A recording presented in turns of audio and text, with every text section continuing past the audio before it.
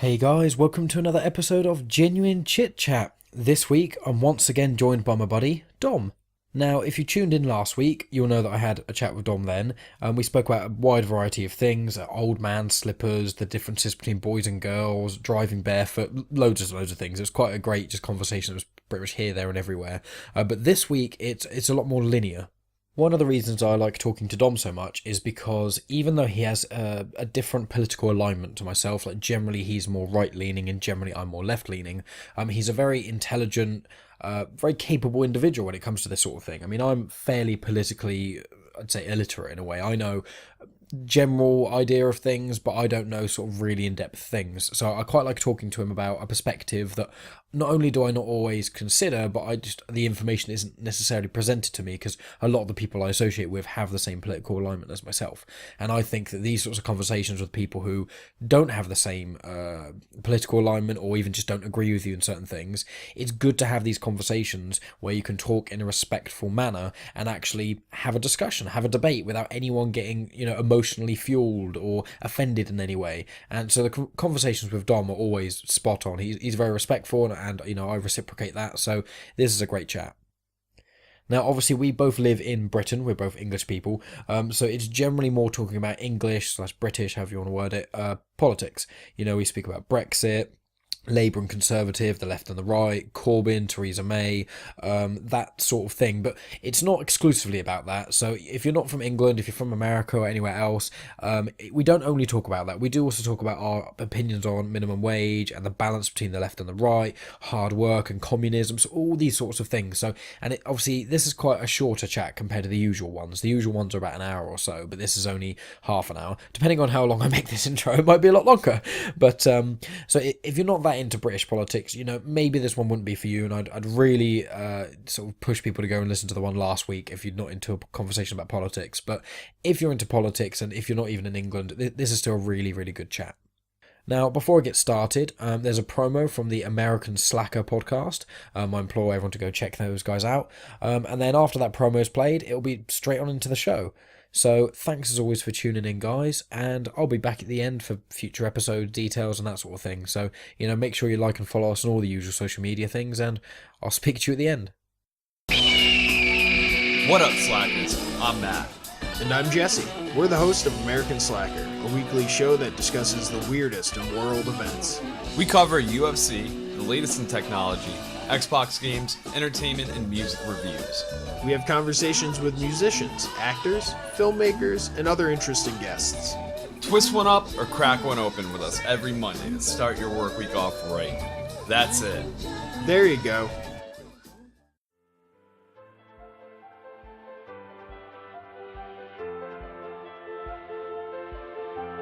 Welcome to Genuine Chit-Chat, where we have honest conversations with interesting people. And I'm your host, Mike Burton.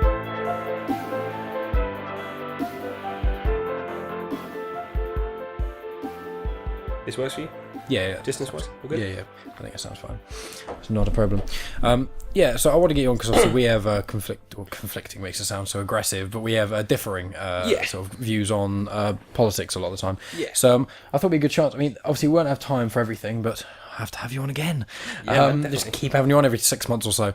Well, a lot has happened since I was last on. Exactly. Politics-wise, a lot. 100%. I mean, the two big things are basically Brexit and Trump. They're the two. So obviously, is your political alignments are slightly more right-leaning than mine are, and obviously in America, obviously you could have Hillary or Trump, and I think both of them were absolutely atrocious choices, if I'm being honest, and I don't know which one. I think, in my opinion, I think Trump is probably worse, but then again, when they were first both together, I was like, they're both pretty awful, and I don't want either. But then as Trump's had his presidency going on for longer, more stuff's come out about Hillary, and it's like, she's a crook as well. So, like... Well, they weren't the best of a bad bunch.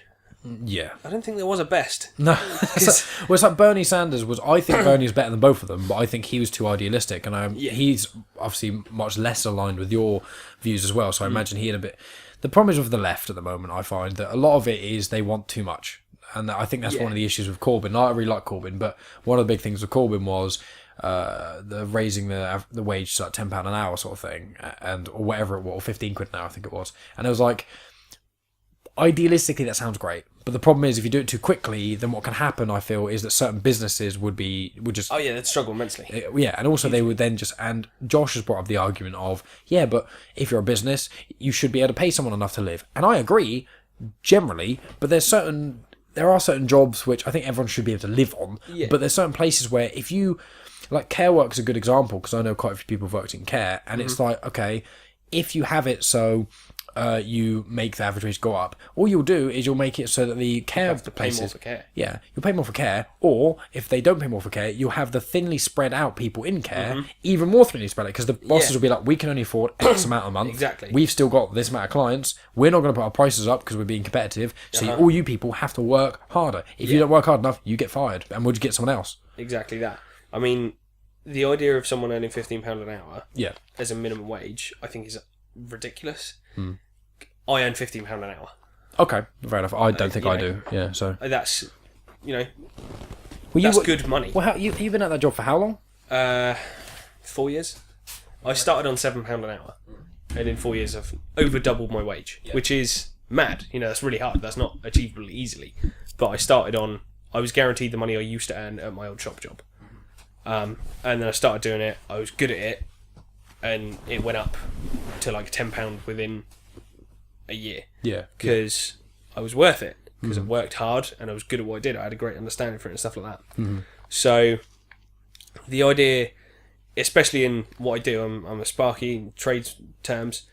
You are paid what you're worth. I'm good at my job. I get a good wage. Brilliant. Why should average Joe at Tesco earn 15 quid an hour? Yeah, because your wage. I mean, I worked at Tesco's.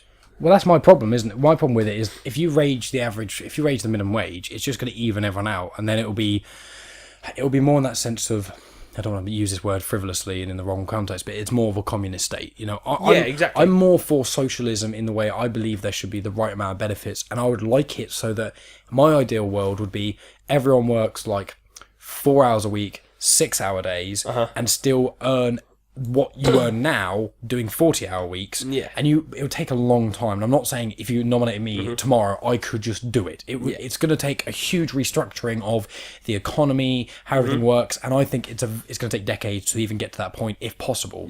But that's my view of idealistically, is everyone still works a good amount, but there's enough things to help people that you don't have to work absolute shitloads, and people don't like.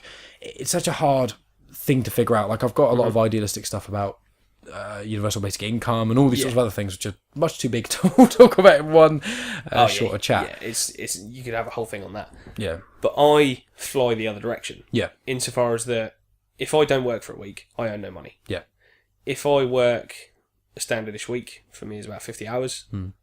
I take home a good wage. Yeah, if I work 7 days, 14 hours a day, I take home insane money. Yeah. Justin, the and Chris incentive like that as well. is exactly that. The more you work, the more you earn, and that's how I feel it should be. Right. But in your field, you should earn more. A doctor should earn more than a guy at Tesco's. Yeah.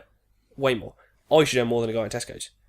It's not a huge risk if you do things properly and you know what you're doing. But in theory, we say it all the time: plumbers get wet, electricians get electrocuted. Right. A tiny amount of ampage across your heart and you're dead. Yeah. So I should earn more money based on the fact that my knowledge of what I've trained and practiced, and there's more risk involved, and I have a lot more responsibility than a guy filling shelves. Why should we earn the same money? Exactly, and that's the point of it, and that's why communism can never work. That's a big exactly thing. That. Yeah, and it's a hard one though, because like the problem is with my idealistic way of thinking. This is why you need a balance of the right and the left. I feel for anything. Like, even though I am generally more centre left, it's still I think that you should be able to live on 30 hours a week and so on. You should feel like you have to, but then again, it's that thing of, well, people are going to want to work more than that. I have friends and family who would rather work. The majority of their lives, when they're not working, they just ball out of control in a sense. Yeah. Whereas me, I'm more of for me as an individual as well, I think of it as I want to work less, because when I'm not working, I've got podcasting, I've got this, I've got that. I make myself busy. But some people aren't like that. Some people go mad if they're not at work for long enough. They get like cabin fever and don't know what to do with themselves. Yeah, I mean, when we don't work over Christmas, when we've got that time off over Christmas, it used to be by sort of day 3 or 4. Man, I'm bored. I want to go back to work. Yeah. I got nothing to do because I've raced through everything in quick time, and like even now, my missus will have a go at me because she'll be like, "Oh yeah, let's just chill for the evening." I'm like, let's do something. Or, you know, she'll be working a night shift, so we're not going to see each other. Because I work for her day, and I'll come home, we'll be chatting a bit, and I've got some stuff to sort out. I'm going to do this, I'm going to do that, I'm going to do this, I'm going to run around, do this, this, and this. She's like, why? You've already worked a whole day. Why don't you just chill? I'm like, nah, there's time. I can do stuff in that time. Yeah, I'm the same. I don't like sitting still. The only time I'll sit still and chill is when I'm with her. Yeah, And we'll just chill out and do nothing because it's relaxing. But if not, there is something to be done. Let's just do it. Yeah, yeah. Why wait until tomorrow? Why not do it now? Yeah, yeah, I'm the same as that. People Exactly that. My friends say that I make my own life more difficult because I can't sit still. If there's chores to be done at all, I'll just if I have time to myself, I'll do that. If I'm with people, that's my time to chill, not necessarily by myself. Yeah, exactly that. Exactly, I'm exactly the same. And you know, going back to the politics thing and the whole people being able to work slightly less and earn the same amount of money. It doesn't fit in with everyone, but it might fit. It might work. But I think everything is in such a way, I don't think there'll ever be a change like that. I don't think you could ever implement a change like that. Yeah. Because I don't think it'll work. Same as the Brexit thing. So, everyone was so stuck in it, and I know, me personally, if I take me for an example, maybe there's a lot of people like me, maybe there's not, but I voted to stay in. Because I was of the opinion that I know how things are. If things don't change, you know, it's fine. Because I know that there's a balance at the moment, some great stuff, some crappy stuff. If we just go on as we are now, it'll be fine. And we voted to leave. Yeah. The country as a whole voted to leave. Maybe only by a small margin, but it's important. That's how democracy works. More wanted to go, so we have to go. Absolutely fine with that. Now, I'm like, okay, we've done it, let's do it. Let's do it fine. I'm 100% behind it. And after that, after the vote and stuff, I found out a lot more information that actually made me think, I think I was being a bit of a chicken. Right. I should have been a bit more bold and said, no, I think we could do better on our own. Because I think we can. Okay. Like I think it's Tate Lyle sugar, them as an example, they used to use cane sugar to make their sugar, and they have a dock on the Thames, and they used to get thousands of tons of unprocessed stuff in there to make into sugar. Now, as part of the European Union, they have to use beet sugar from Europe. Right. There's not enough. Okay. So they can only produce so much. So they're limited by the regulations. Yeah. And they're making something like 25-ish% of what they used to. So now we're going to go and they can make loads more. Yeah. That's brilliant. It's loads more money. It's economy. It's how the economy works. The more you produce and the more you can sell, the more you money make. Yeah. The more taxes are paid and the better the country does. So things like that, I think, amazing. And there's got to be countries businesses all up and down the country that are in similar positions. Because by being tied into just the European market, we're ignoring a huge, the rest of the world. Yeah. And Europe's already grown. It's, pretty much all the way over first world countries. Yeah. There's a lot of developing countries that want the money, be it secured through loans or whatever, but they have the money to buy stuff they need. Yeah. Why don't we sell it to them? Because there's a huge demand, a much bigger demand. South Korea, I think it was like 5-6 years ago when I first started looking at becoming a tradie. South Korea are building a whole city. Yeah. A whole city. It was a project, not just we're going to expand this, we're going to do some building projects. They had planned an entire city to build, and they wanted it to be really technologically up there and become the hub of trading and financial stuff in Asia, which bit of struggle because you've got China and Japan. Yeah. But fair play to them. The amount of tradesmen they were looking for was insane, and you'd have earned great money over there. Yeah, great I can money. imagine. And there's other things that I've looked at and I've been told no, I'm not allowed. Going and doing electrics in places like Somalia and things like that. Yeah. As an unqualified Sparky's mate, you can earn 800 quid a day. Wow. Okay. And you have to sign up for like 3 months minimum, a year maximum, I think. Obviously, there is a risk of you being captured by pirates. And you've got 2 little guys with handguns who probably aren't being paid enough to want to risk their life for you. Yeah. So it's a huge risk, but 3 months at 800 quid a day, unreal money. Yeah. Developing country. If that's what they're paying the blokes, imagine what they're paying people driving machinery. Imagine what they're paying for the machinery, because they're going to want it. Even if they're hiring it, unreal amounts of money to flow into the country via taxes on people like JCB and stuff like that. Yeah. Huge amounts. Did we do it? No, because we can't sell the stuff over there without being taxed hugely on it, so they don't want to pay the tax, so they'll ship it to Europe and sell it through there or private, or in smaller scales to avoid the huge tax. So I think the rest of the world offers better opportunities than Europe. I thought at the time it was good. Now's the time to go. Yeah, I mean, with the European Union, it's basically saying that you basically prioritise a lot of things in Europe and you have to abide by a lot of their laws and things. And the thing is with it, unfortunately, it's one of those circumstances which, I want to preface this, what I'm about to say is, I'm not saying you are saying this, but like, a lot with the Brexit thing, the people who want to stay and the people who want to leave were both saying, no, this will happen. That was the problem. They were saying, no, this is definitely going to happen. Opinions presented as facts. And the problem is I always just stood in the middle of it, and I was like, I don't know. So in my opinion, what I think they shouldn't have fucking called the Brexit to it out the recession. I think that was a dumb thing to do. I think it was an ego vote.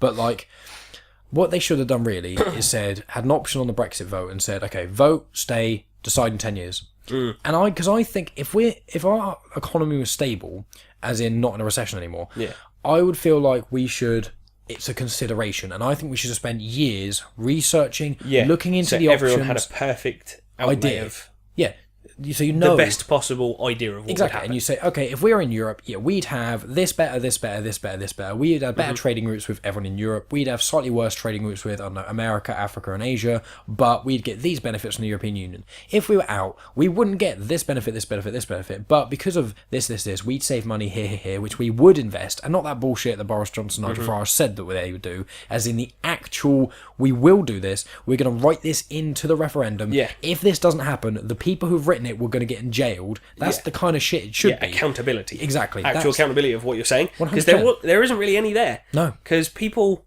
out were saying, oh, look at all this money we'll have to spend on stuff. We can spend all this money on the NHS. Well, if we put 300 grand a week into Europe, we were getting like 150 back. Yeah.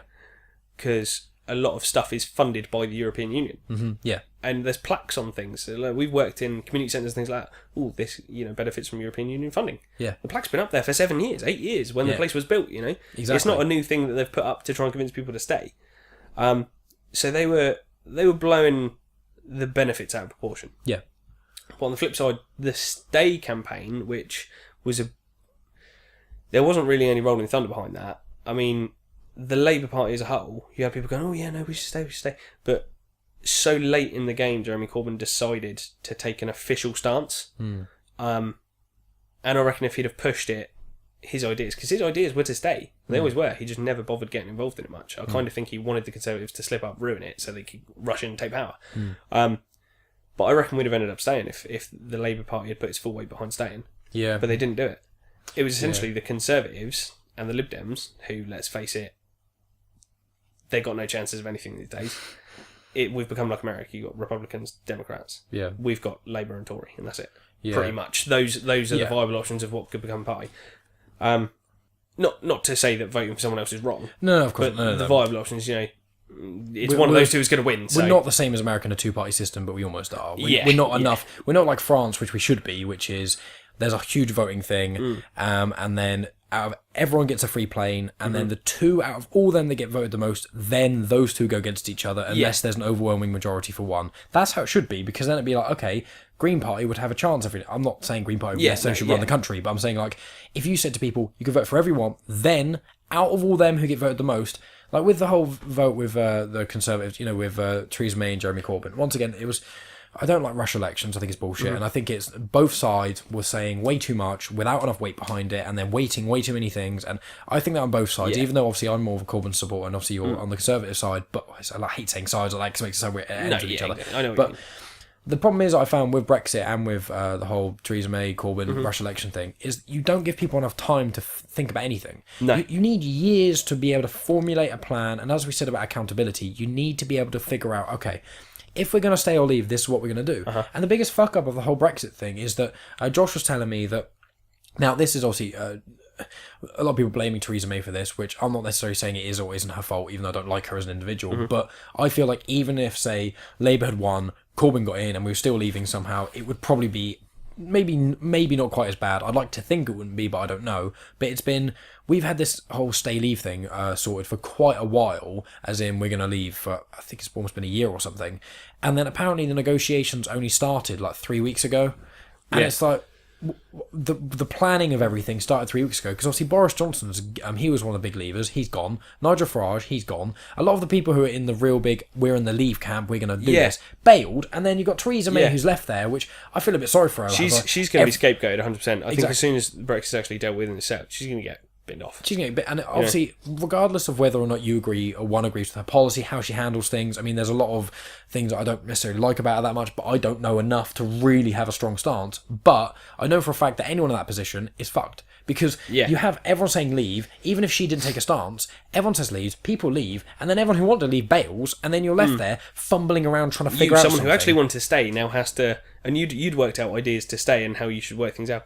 Now you have to pick up their breadcrumbs and try and bake a cake. We've got a couple of months. We've got like 3 months to decide. And it's like, we should have had a voting option, which is leave it for 10 years. Then at that 10-year point, we go, okay, now we're going to vote to stay or leave. We can also do another postponing if we want, because there's no reason for us to have to leave now. Hopefully we'll all be fine, you know? And it's just like, if we'd have had time, I would be really interested to see if people who are educated and had enough time to figure things out and had like okay, we're going to leave in 10 years. Well, over the next 10 years, we're going to span a gigantic sheet of work for every part of the British economy. What directly, over the last 10 years, has been contributing to and affected by what?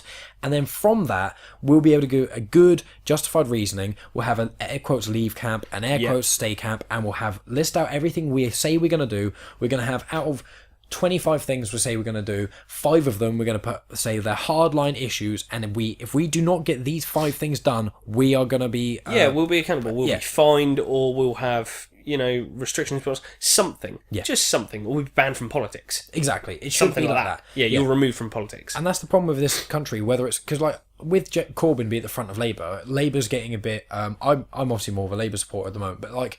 Before Corbyn was in, when Miliband and before that, I didn't give a crap. Because to me, they were both, Labour and Conservative were quite similar in quite a few ways. And I didn't like the level of corruption and lack of accountability. And I know at the moment there's a lot of Tories who've been done for paedophilia, but I know there's a lot of people in Labour who are getting a lot of shit for this, that and the other. And it's the realm of politics, which I don't agree with, you know.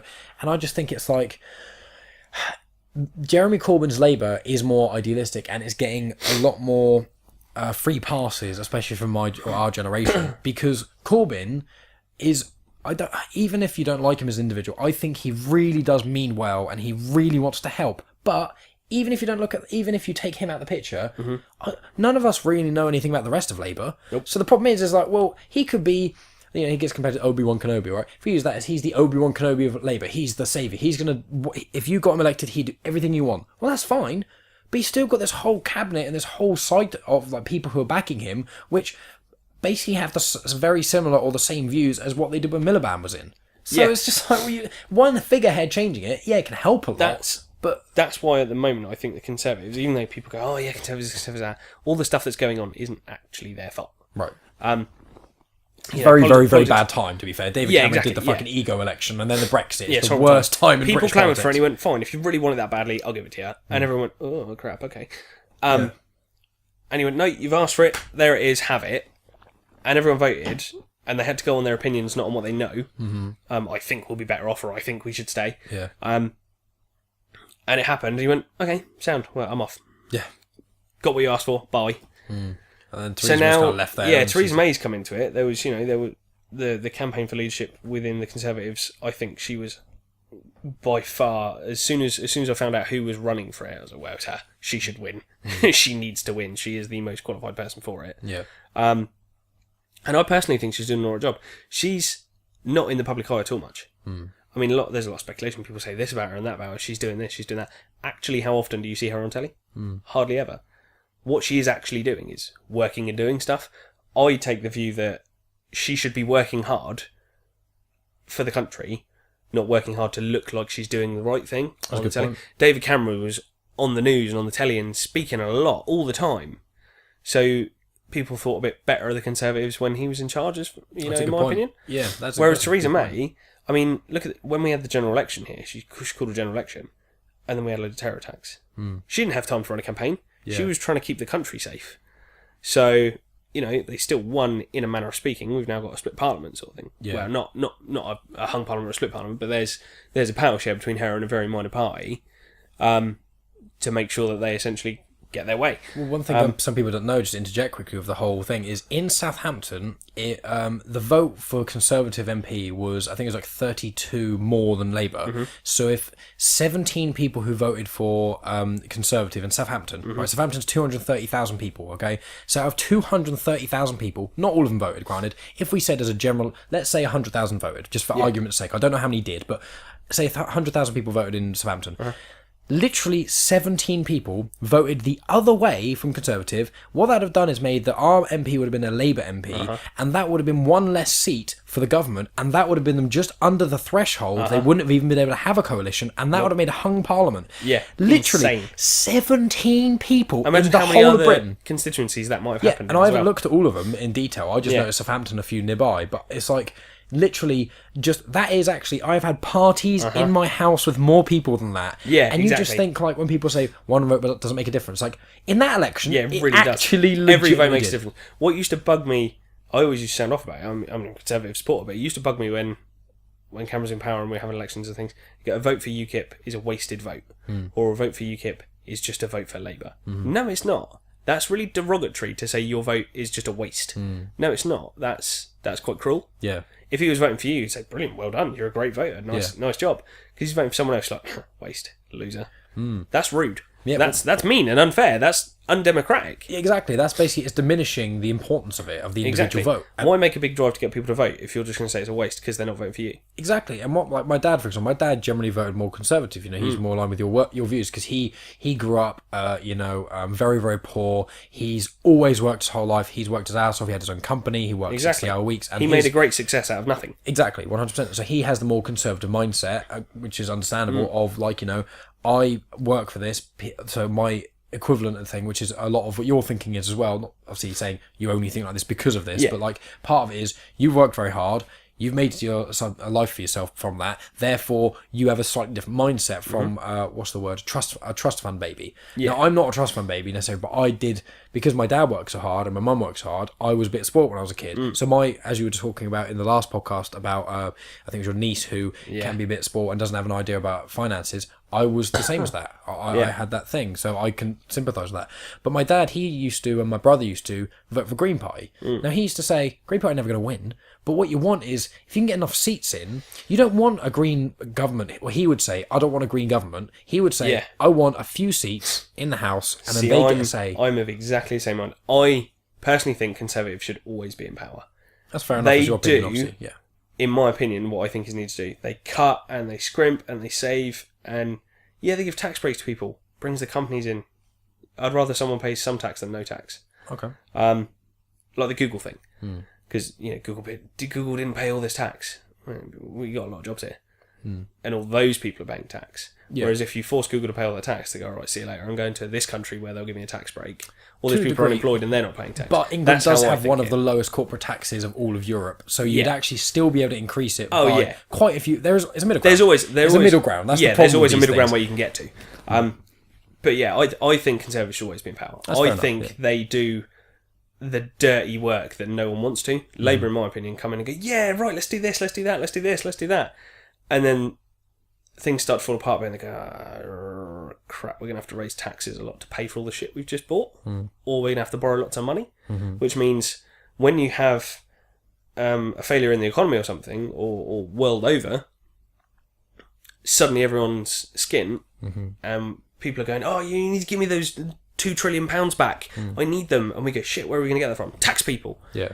Or we scrimp, we save, we cut like the Conservatives do, and we don't owe anyone any money, and we can spend our own money. I think that's how it should be. But I also think Labour should always be a strong opposition. They should complement each other. You should have an equally strong opposition as you should have an equally strong government, because Conservative may cut too much. But if you kick up a stink enough as Labour, you'll stop them cutting that bit. They've, scrimped some money elsewhere, which is great because I want them to. But you've stopped them cutting that vital thing that you thought was important. Labour make the perfect opposition to Conservative, in my opinion. They are perfect parties to have those two. I wouldn't care if you got rid of Green or UKIP or any of the others. I think you could pin them all off and the country wouldn't be any different, in my opinion. Conservatives in power with a strong Labour opposition, brilliant.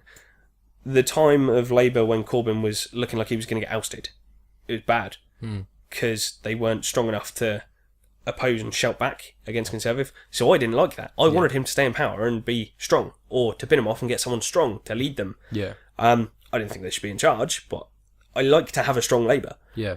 A strong Labour Party bitching at the government all the time to make sure they don't do too much of a good thing, if that makes sense. Yeah, that's cool. I know you're running out of time here, so I know that you need to leave in a moment, so I have to wrap up in a second. But I will finishing thought, as in, it's very good that you said that at the end, because I think at some point we'll have to sit down and have a big old, I have to research into things, because you're a lot more politically literate than I am.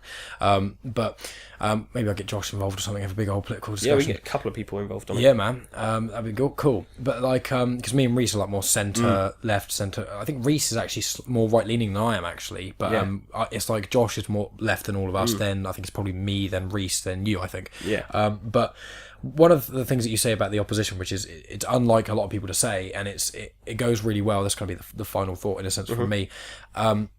With business, one of the best things with business, I know the world, the country shouldn't necessarily be run like a business, but it should be in certain ways. But with business, what breeds innovation is opposition.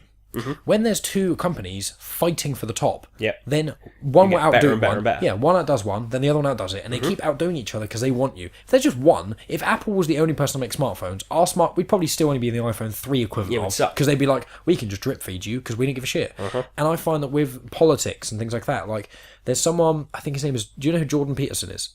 Vaguely. You need to look him up. I think you'd really dig his stuff. But basically he said, you need both left and right. Because you need the lefties to be creative and create a business, but you need the people on the right to run a business. Yeah. And that's the kind of mindset. That's actually perfect. That's a perfect way of summing it up, because you need them. You need each other. And another guy, just quick, Akala. He's a British rapper. Oh, I know. He's been on the Scroobius Pit podcast. Yeah.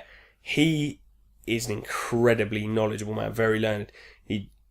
He's his mum's white Scottish, his dad's black Jamaican. Or Caribbean, one or the other. So he does a lot on race and a lot on social class as well, and a lot on historical, like how things have kicked back and again and again and again. We keep getting into the same place and why it's happening. I would properly push anyone to listen to that man talk. He's a musician. That's what he started doing. Yeah. But he writes novels. He's a historian. He's a lecturer. He runs a thing called Hip Hop Shakespeare. Okay. Like there was one that I watched where he was reciting lines of Wu-Tang Clan and Shakespeare, and then asking this audience from Oxford, like Oxford University and things like that, who's who. Oh wow! They couldn't get it because hip hop is not just aggressive music. There's proper meaning to it, things like that. And his stance on politics, he's, as far as I'm aware, he's a Labour voter. But I greatly appreciate his perspective and his ideas on politics.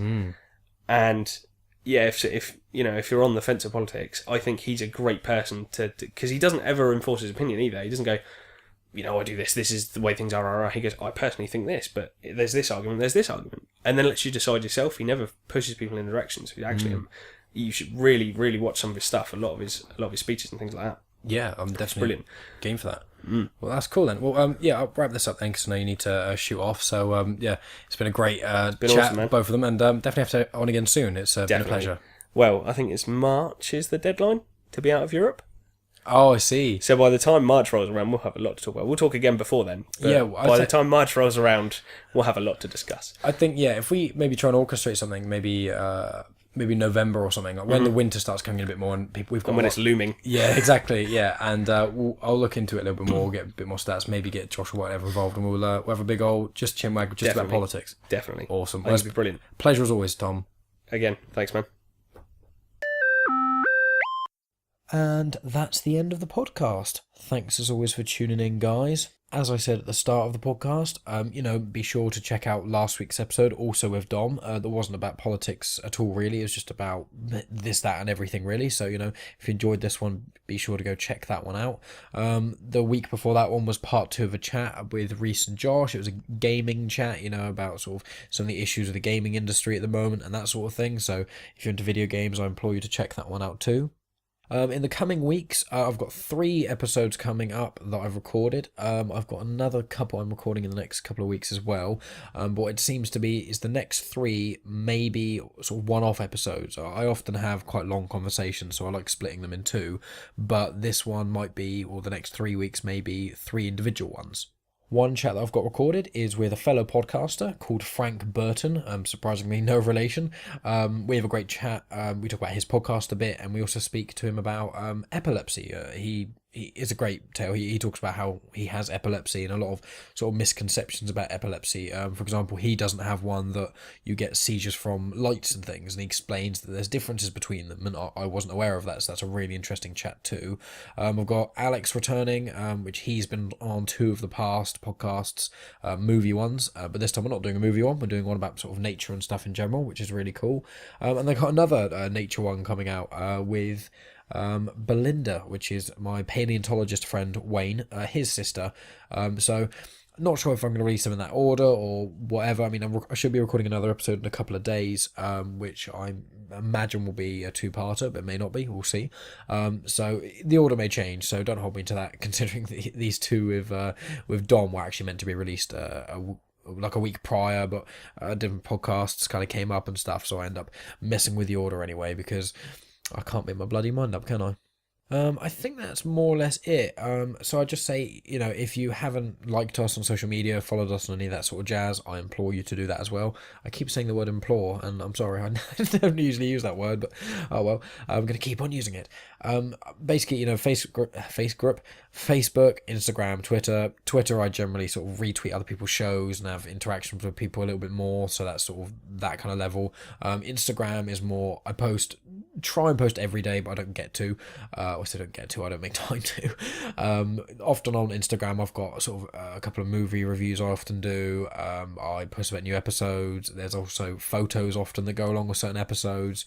I talk about someone's tattoos, I normally get a photo of that, or animals that are discussed in an episode, I sometimes get photos off of that. So Instagram's kind of almost like almost the extended experience in a way, which makes it sound much more grandiose than it is. But if you use any of the 3 platforms and you only want to follow us on one, I'd implore Instagram more so than the others.